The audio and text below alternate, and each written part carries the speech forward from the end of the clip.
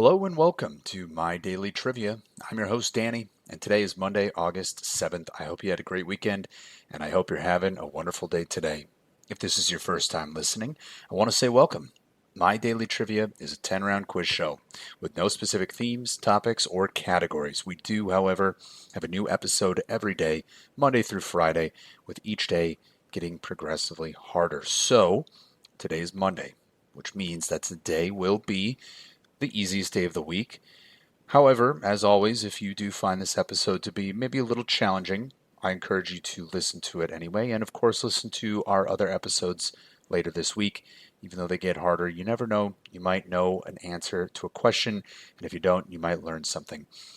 Also, if you find this episode to be a little too easy, well, tune in tomorrow.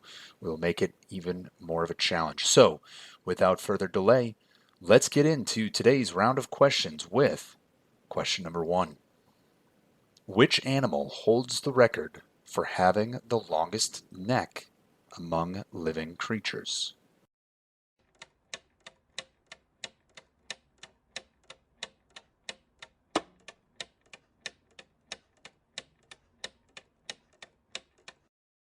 And that animal is the giraffe.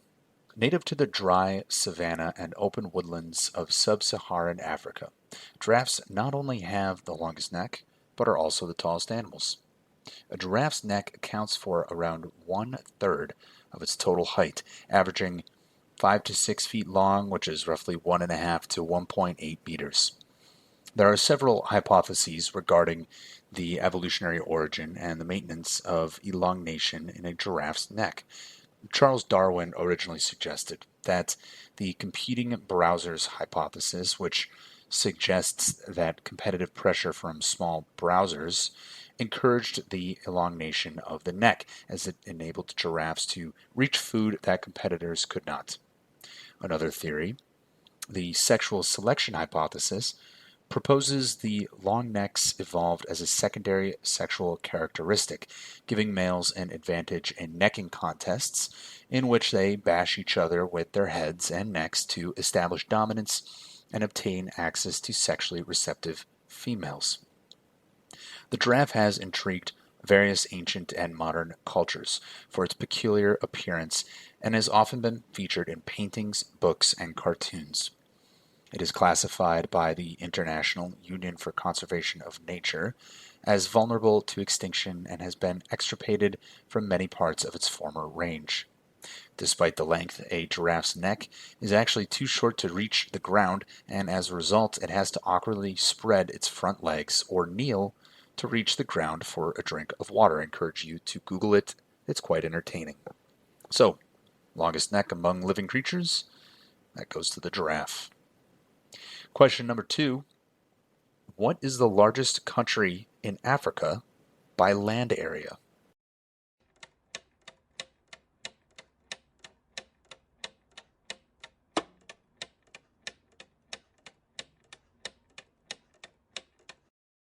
The largest country in Africa is Algeria. Located in North Africa, Algeria covers an area of about 900,000 square miles, or 2.3 million square kilometers, making it the world's 10th largest nation by area and the largest nation in Africa, more than 200 times as large as the continent's smallest country, the Gambia. With a population of 44 million people, Algeria is the 10th most populous country in Africa and the 32nd most populous country in the world. The capital and the largest city is Algiers, located in the far north on the Mediterranean coast. Algeria's name derives from the city of Algiers, which in turn derives from the Arabic Al Jazir, meaning the islands. This is in reference to 4 small islands off of the coast. The name was given by Bulugan ibn Ziri after he established the city on the ruins of the Phoenician city of Icosium in 950 AD. The name was then extended over the entire country by the Ottoman Empire, and thus you get the name Algeria. Moving on to question 3. What is the official language of Brazil?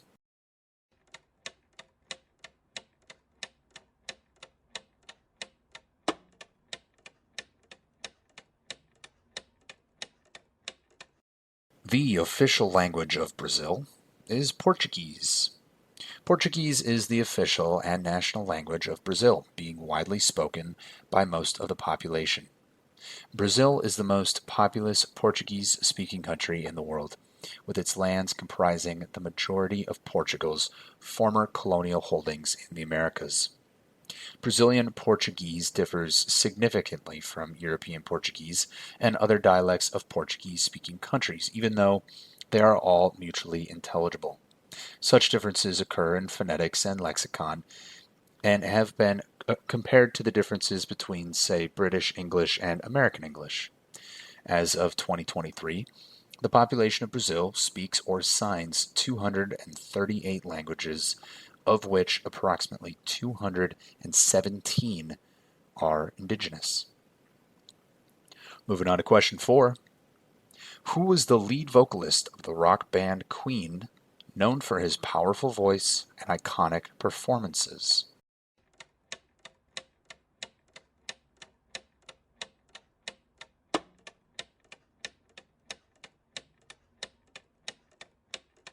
And the lead singer of Queen was Freddie Mercury. Freddie Mercury, whose original name was Farrokh Bulsara, was a British singer and songwriter who achieved worldwide fame as the lead vocalist and pianist of the rock band Queen. Regarded as one of the greatest singers in the history of rock music, he was known for his flamboyant stage persona and four-octave vocal range. Mercury defied the conventions of a rock frontman with his theatrical style, influencing the artistic direction of Queen. Born in 1946 in Zanzibar to Parsi Indian parents, Mercury attended English-style boarding schools in India from the age of 8 and returned to Zanzibar after secondary school. In 1964, his family fled the Zanzibar Revolution, moving to Middlesex, England. Having studied and written music for years, he formed Queen in 1970 with guitarist Brian May and drummer Roger Taylor. Mercury was later diagnosed with AIDS in 1987. He continued to record with Queen and posthumously was featured on their final album, Made in Heaven, 1995. In 1991, the day after announcing his diagnosis, he died from complications of the disease at the age of 45. Moving on to question 5. What is the essential gas that humans need to breathe to survive?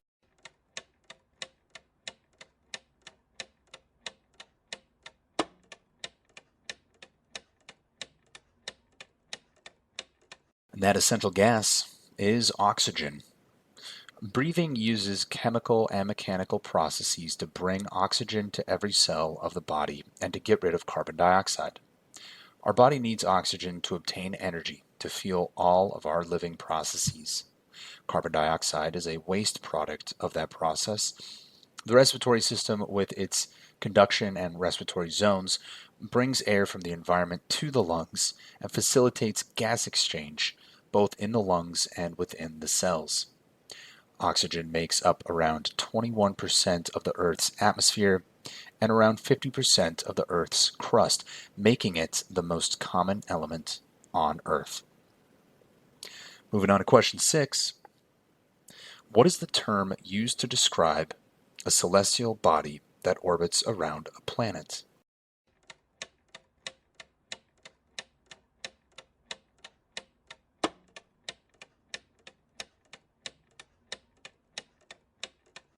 And that term is a moon. A moon, or a natural satellite, is an astronomical body that orbits a planet, dwarf planet, or small solar system body. In the solar system, there are 6 planetary satellite systems containing 284 known moons, or natural satellites, altogether. A planet usually has at least around 10,000 times the mass of any moon or natural satellites that orbit it, with a correspondingly much larger diameter. The Earth-Moon system is actually a unique exception in the solar system. At 2,000 miles across, or 3,400 kilometers, the Moon is 0.273 times the diameter of the Earth and about 1/80th of its mass. The most widely accepted origin for Earth's moon posits that the moon was formed 4.5 billion years ago, not long after Earth's formation, out of the debris from a giant impact between Earth and a hypothesized Mars-sized body called Theia. Fun fact, the moon is actually getting further and further away. The moon started out around 10 times closer to the Earth than it is now, and it is still moving further away by about 3.78 centimeters per year. That's actually roughly the same rate at which your fingernails grow. So, the term used to describe a celestial body that orbits around a planet is a moon. Moving on to question 7. The United States bought Alaska from which country?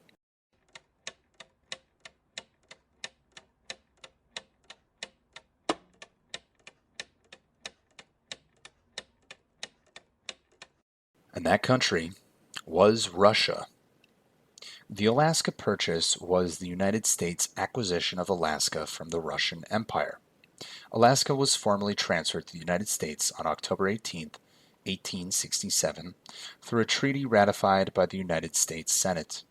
The purchase added about 500,000 square miles, or 1.5 million square kilometers, of new territory to the United States for the cost of $7.2 million in 1867. In modern terms, the cost was equivalent to $151 million in 2022, which breaks down to about 42 cents per acre. Reactions to the purchase in the United States were mostly positive, as many believed possession of Alaska would serve as a base to expand American trade in Asia. Some opponents labeled the purchase as Seward's Folly or Seward's Icebox, as they contended that the United States had acquired useless land, and Seward was the director who was in charge of the purchase.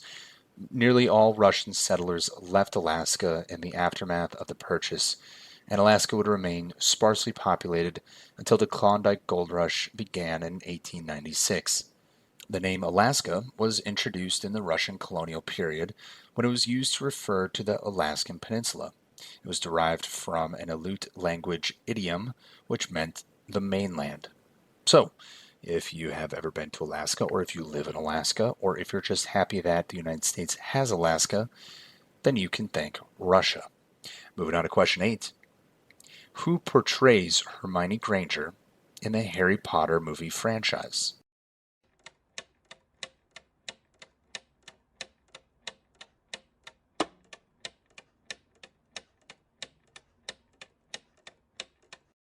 And that actress is Emma Watson.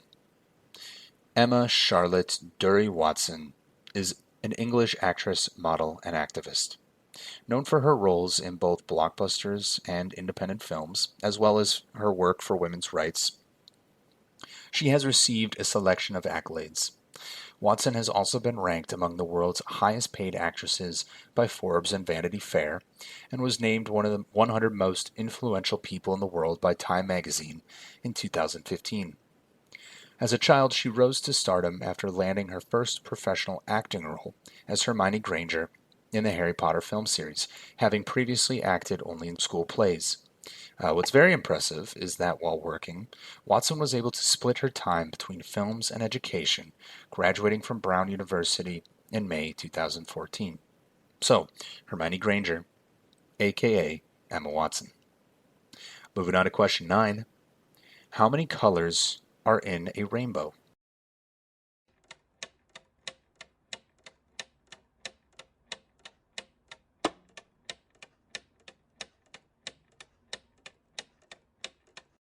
The colors of the rainbow are 7. To remember, you can always use ROYGBIV, or Roy G. Biv, which is an acronym for the sequence of hues commonly described as making up a rainbow. It stands for red, orange, yellow, green, blue, indigo, and violet. There are several mnemonics that can be used for remembering this color sequence, such as the name Roy G. Biv, or sentences such as Richard of York gave battle in vain. In the Renaissance, several artists tried to establish a sequence of up to 7 primary colors from which all other colors could be mixed. In line with this artistic tradition, Sir Isaac Newton divided his color circle, which he constructed to explain additive color mixing, into the 7 colors we use today. So, how many colors in a rainbow? Well, using Roy G. Biv, we can always remember that there are 7. Moving on to our last question of the day, question 10. Which country first used paper money?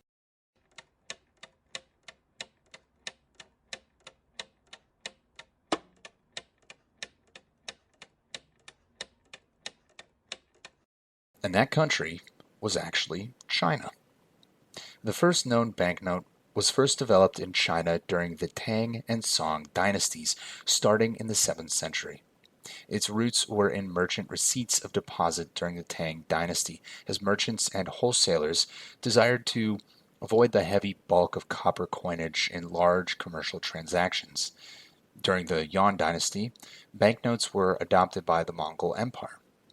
In Europe, the concept of banknotes was first introduced during the 13th century by travelers such as Marco Polo, with European banknotes appearing in 1661 in Sweden. Fun fact, antique paper money is actually quite a collector's item and a huge hobby. And the most valuable banknotes, I looked it up, it's actually a $1,000 bill that was issued in 1890, and it was sold at auction for $2,255,000. So all of that started in China. Well, that concludes this round of My Daily Trivia. If you found this round to be simple, well, I encourage you to listen tomorrow. We're going to make it a little bit more difficult. If, however, you found this round to be a little bit of a challenge, I encourage you to listen anyway. As always, please recommend our show to friends and family. We're always trying to grow the community here at My Daily Trivia. I want to thank you each again for listening to My Daily Trivia. I'm your host, Danny, and I will see you tomorrow.